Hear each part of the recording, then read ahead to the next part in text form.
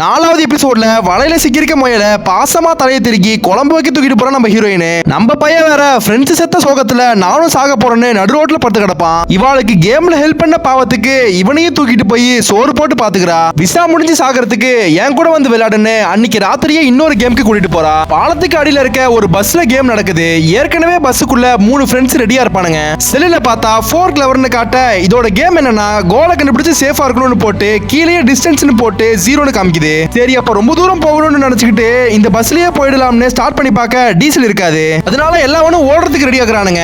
ஆனா அவனுங்க டீம்ல ஒருத்தனுக்கு கால்ல பலமா அடிபட்டிருக்கும். அவனும் என்ன பத்தி கவலைப்படாதீங்கன்னு 2 ஃப்ரெண்ட்ஸையும் அனுப்பி வைக்கிறான். இவனுங்களும் விருப்பமே இல்லாம ஓட ஆரம்பிக்கிறானுங்க. 4 பேரும் மாங்குன்னு பலாயிரம் கிலோமீட்டர் ஓடிட்டு இருக்கானுங்க. டைமிங்கும் 2 மணி நேரம் தான். ஆனா இங்க எங்க ஓடணும் எவ்வளவு தூரம் ஓடணும்னே தெரியல. இவனுங்க பாட்டு மூச்சு முட்டை ஓடிட்டே இருக்கானுங்க.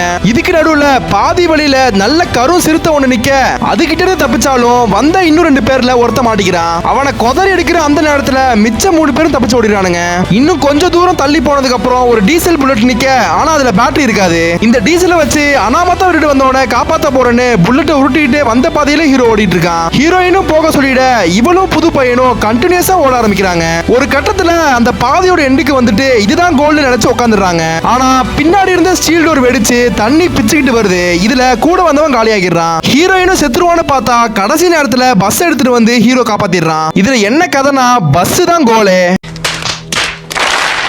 டிஸ்டன்ஸ்ங்கிறது நீங்க பஸ்ஸை விட்டு விலகி போற தூரம். இது தெரியாம அநியாயமா 2 பேரும் பலி கொடுத்துறானுங்க.